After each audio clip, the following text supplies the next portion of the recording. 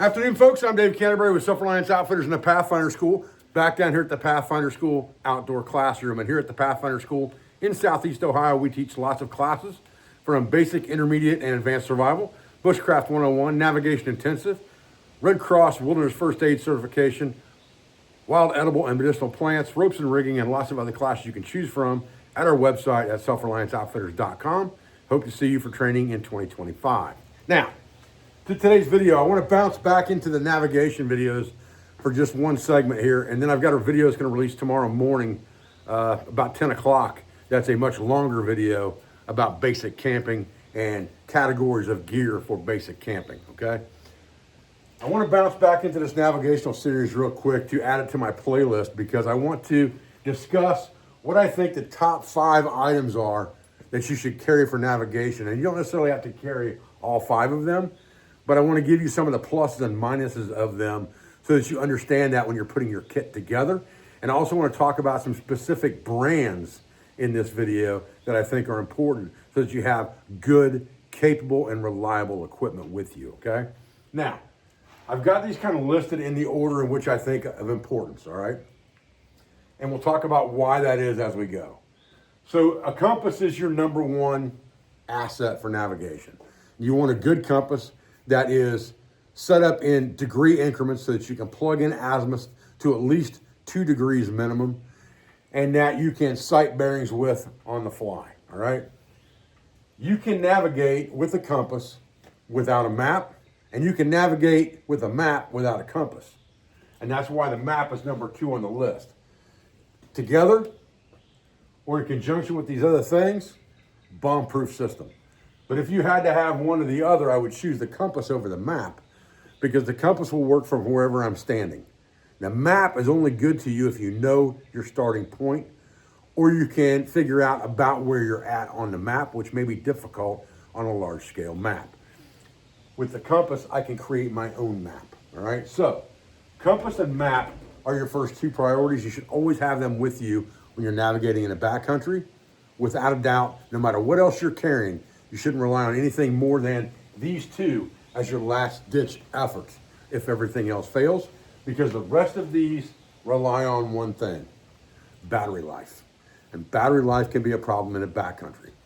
We're going to talk about why some things have advantages with battery life over others, and we're going to talk about why some things are more advantageous for calling for help and things like that over others, and which things are more reliable or easier and more user-friendly when you're trying to plan routes and things like that, okay?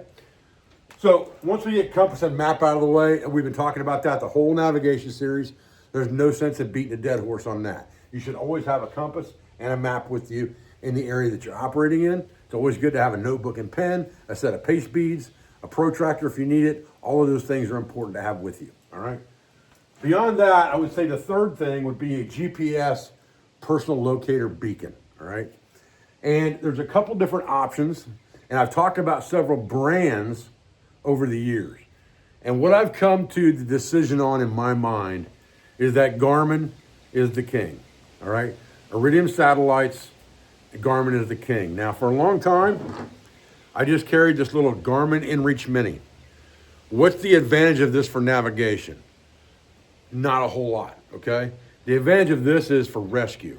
It will give you information. It will tell you what your coordinates are, grid coordinates, MGRS, or your lat-long coordinates. And there's importance of those 2 that a lot of people in this genre don't teach that I understand I'm going to explain to you, okay? But you can set this up to show you either one. You can also send messages with this if you subscribe to the service. And you can have preloaded messages, or you can type messages in there by fiddling with the buttons and going up, down with the cursor, things like that. But it's got preset messages in there that you can use to say, hey, I'm okay. Hey, you know, I got held up, whatever the case may be. Or a complicated message like, you know, this is the problem, why I'm not here, and I'll be back. And do I need to pick anything up on the way home, or whatever you want to do, you can type it in here if you have the time to do that, okay? The other good thing about Garmin is it does have a tracking feature that someone else can look on the internet and see where you're at and what you're doing and follow your track, okay? And the Garmin InReach Mini will do all of that stuff.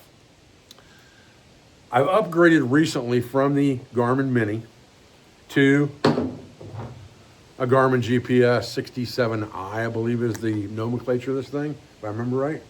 But I did that for several reasons, okay? Number one, this will do everything that the inReach will do, the little mini inReach will do, as far as personal locator beacon, sending messages, all those kind of things, tracking, all that stuff, it does, okay? The one thing this does that this doesn't do is, it's actually a navigational GPS that can actually track you, tell you where to go to get back from where you came from, on all those types of things, and show you a map and show you the tracks. You can save the waypoints in there along the way. All of those things you can do with this that you can't do with the Mini.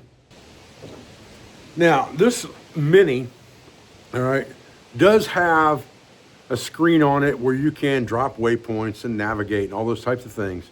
So I don't want you to think that you can't navigate with this compared to the larger GPS. The problem becomes, let me hit the OK button here. Let me find the buttons on this thing kind of confuse me about half the time, but all right. So we go down here to, and you've got tracking on here, right? You got navigation. So we hit navigation, OK. And we get a little screen here. It's about 2 inches around, OK? And we can go down through here and we can drop waypoints and all that kind of stuff. North, up, waypoint, mark a waypoint, settings, all those type things.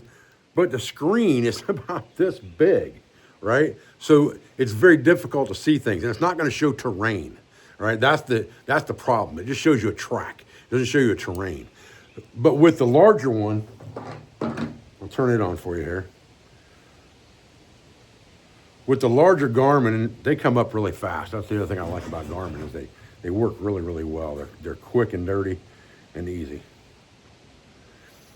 You get a full-on GPS that you can see what's going on. You can see the tracks. You can dashboard a compass up there, so you always have direction finding on there, and you know where you're going. Plus, you have your arrow, all your routes, all your waypoints. You can zoom in, zoom out on that thing. You can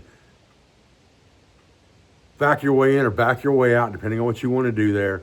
And you can also change the overlays on here for topo maps, satellite imagery, all that kind of stuff. So you get a much bigger screen that's more intuitive to work with than you get with the Mini. So there are a lot of features this has that the Mini doesn't have.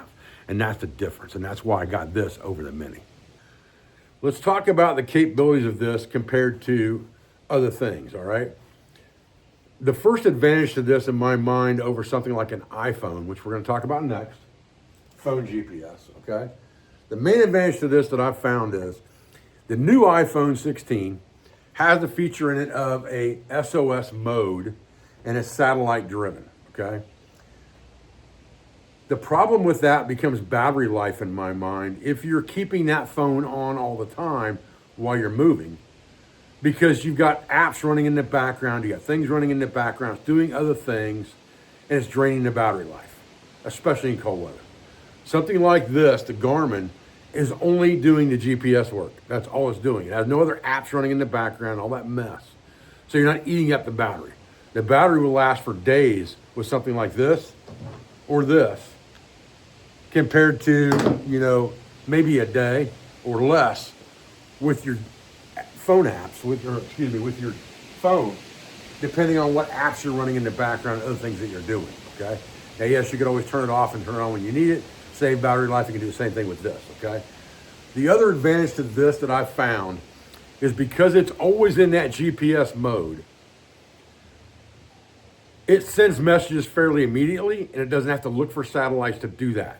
At least not in my experience from using it out here in this wildlife area, and using it in other wildlife areas, and using it in other states outside of Ohio, okay?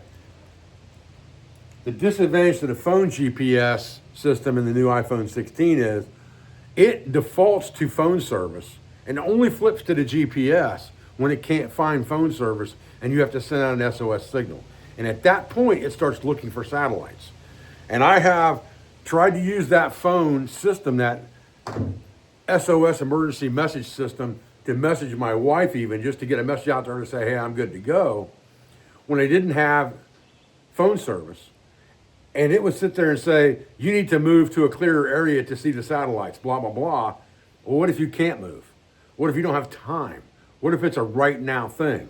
Well, that's where this red SOS button comes in, right? Open the flap, hit the button, and it's, hey, I'm screwed, right?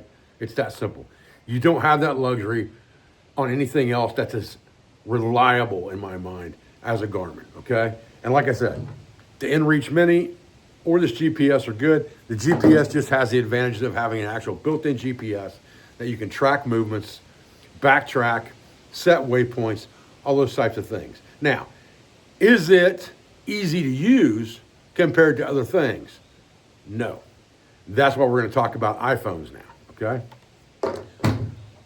So the next thing on my list is the iPhone. And we're talking about iPhone as far as GPS and apps, nothing else, all right? There are two apps that I think are fantastic for iPhone. If you have a Samsung, I think you can get one of these two apps, but you can't get the other one if you have anything other than iPhone, all right? The first one is called Mill GPS. And I'll throw some screenshots up here as I'm talking about this stuff off my phone. I can't record with it and do screenshots at the same time. I'm not that fancy. So I'm going to do some screenshots and add them to this video of both the programs we're going to talk about, all right? Let's start with Mill GPS. Mill GPS is a military GPS program.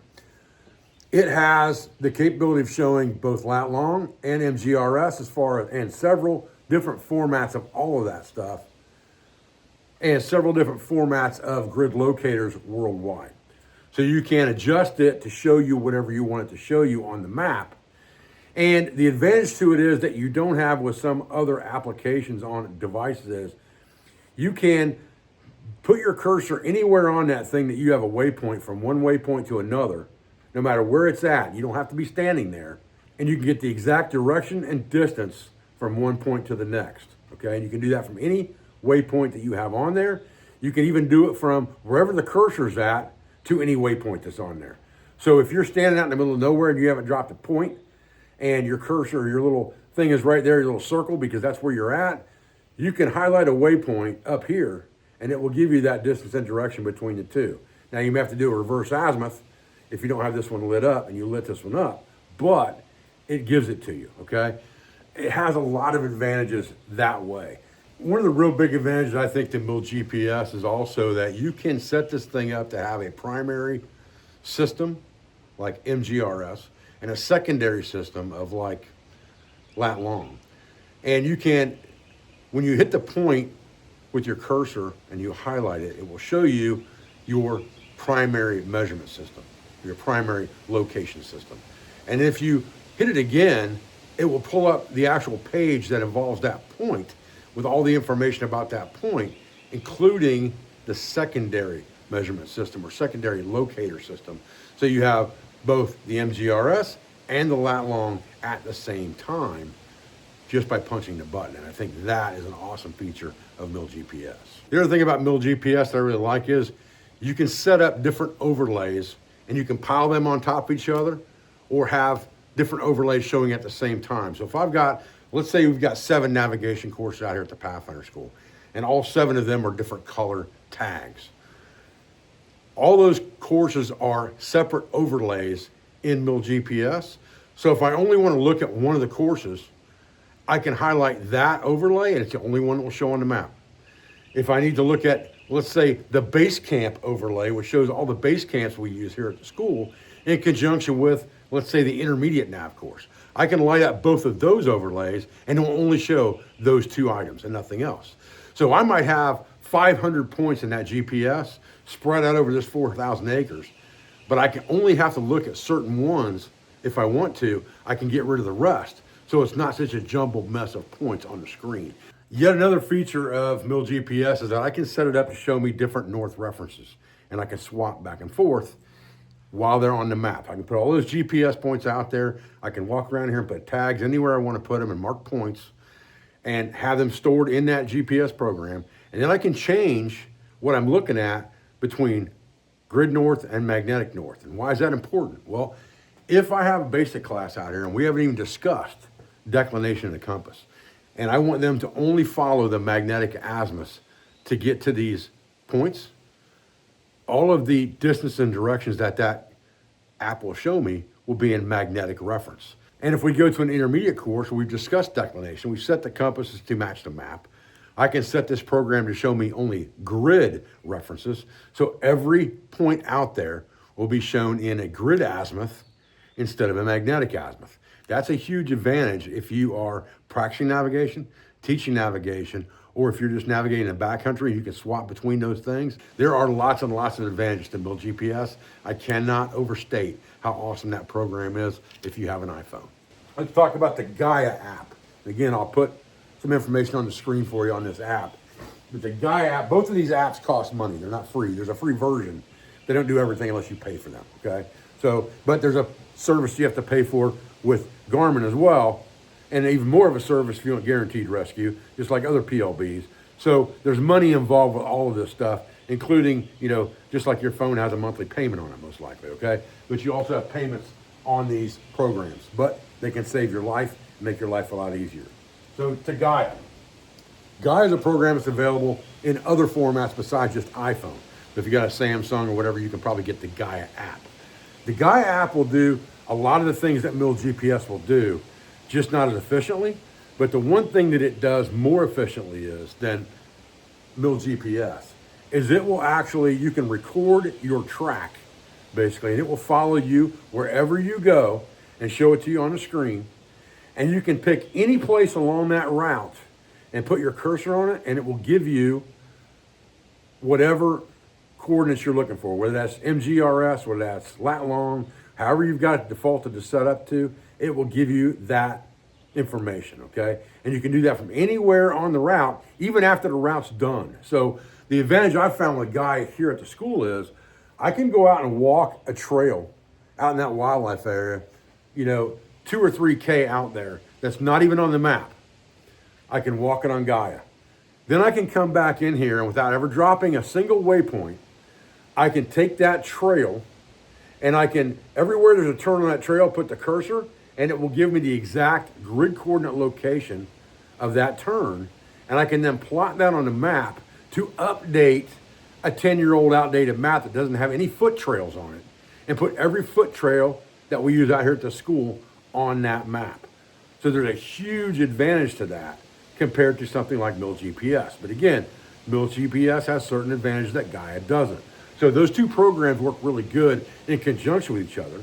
And then the fact that you also have the SOS service now on the iPhone 16 gives you a lot of advantages with an iPhone if you don't rely on it solely and rely on other things as well. So that's the reason I think iPhone is number 4 on the list. And again, I kind of put them in order of what I feel is importance, okay? The radio is the last one on the list, okay? And this is the Icom ID52, all right? And I'm gonna turn this thing on and let it sit for a minute here so it turns on and catches up. Weather station, that's huge, okay? Not just for navigation in general, but for safety, okay? But here's the thing. The way this thing's set up, it gives you your location wherever you're at. So if you can't communicate with someone else with this radio, your lat long is right on the screen in front of you and you have it. Again, lat long.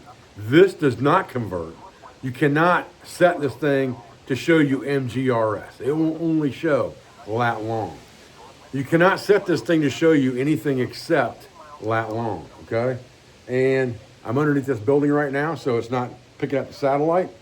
I'll go outside, pick up the satellite, and come back and show you the screen. Okay, so you can see on that radio, it's giving me the exact lat long of the location I'm standing.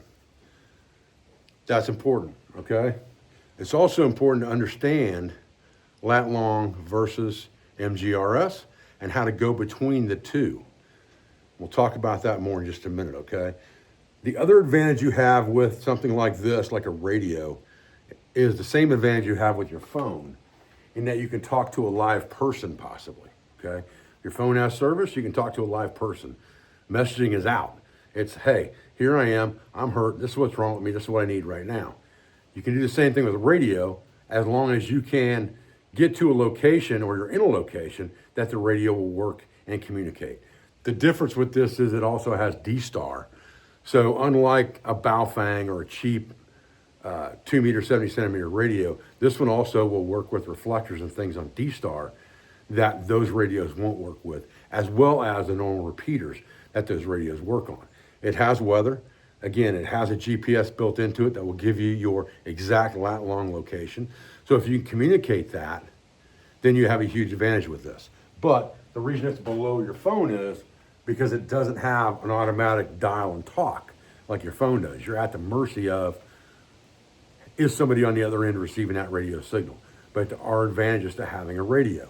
So I would say that this is one of the top 5, without a doubt, and the Icom ID52, or Icom radio in general, is your choice in my mind. But the ID52 gives you a lot of capabilities on land as far as being able to speak over 2 meters, 70 centimeters that other radios don't give you, okay? Now, Yaesu has good radios as well, so I'm not saying that everything else out there is junk.